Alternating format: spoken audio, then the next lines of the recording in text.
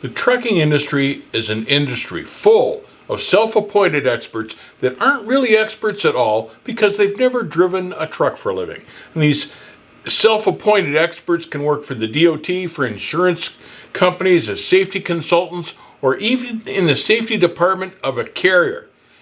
And what's bad is when one of these so-called safety experts decides that a truck driver's accident is preventable when it truly is not. This video is sponsored by GP Transco. It is a bad thing for the truck driver when one of these so-called experts looks at an accident and deems it preventable when it truly wasn't, because this can leave a mark on the truck driver's license. It can prevent you from being hired for a different trucking job in the future. It can even mean the driver is blackballed in the industry. And the strange thing about these consultants are, and these experts are, these self-appointed experts are, even though the carriers can decide that the accident was non-preventable, the insurance company expert can look at it and go, oh no, that was preventable, and make a black mark on the truck driver's license. How can a truck driver protect himself from being improperly judged by one of these so-called experts? A truck driver has got to be prepared to completely defend himself and bring as much evidence to the table as possible to prove it.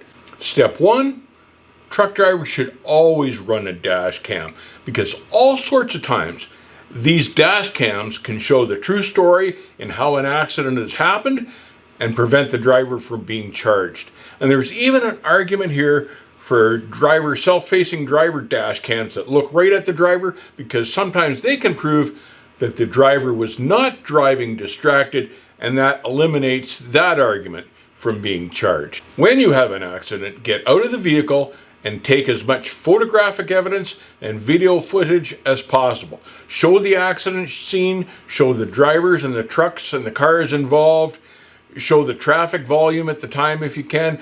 Get as many pictures as you can, because a picture is worth 1,000 words. Step three, be prepared to logically explain to the attending officer why you feel that this accident was not your fault. Be calm about it. Point out why you feel that you're innocent in this situation, and be able to back it up with proof. And you can even show the cop the dash cam footage if that's going to help you out. Being able to convince the attending officer at an accident of your innocence goes a long way in preventing trouble further down the road. Because if the cop does not charge you, that eliminates all sorts of problems and may be able to help you prove then that the accident was not your fault, it was non-preventable. If the officer decides to charge you anyway, the next step is going to court, and be prepared to go to court. And when you do go to court, make sure that you hire a traffic lawyer that's experienced in truck accidents. Don't try to do this yourself. A good lawyer for an accident for trucks is not a cheap lawyer, but the money you save will be well worth the time, because you're fighting to protect your license, and you rely on that license for your livelihood. For years now, we at Smart Trucking have been telling you that GP Transco is a great place to work.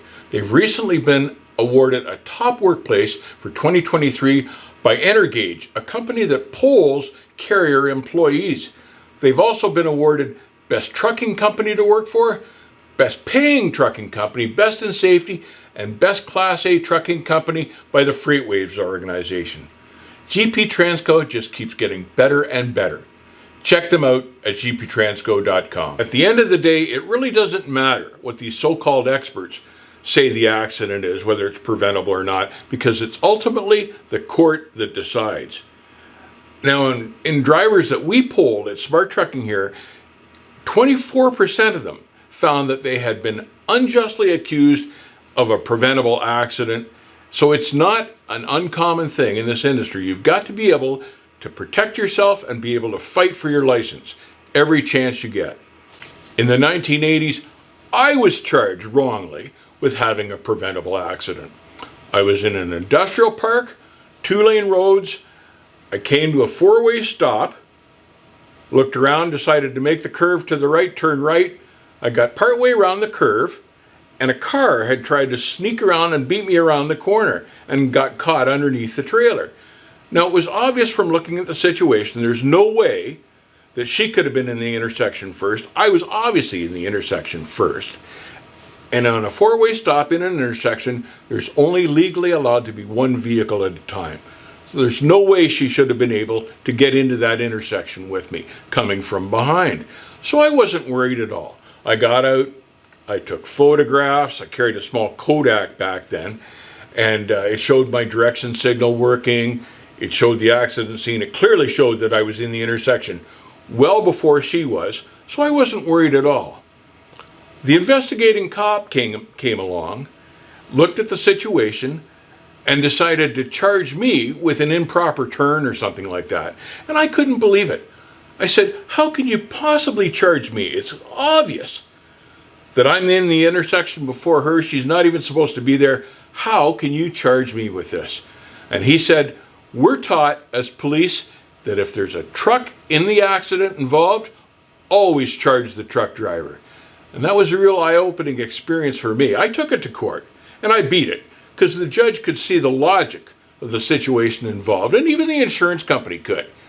But otherwise, if I'd have let that slide, I would have had a black mark on my license. It's worth it to fight to keep your license clean.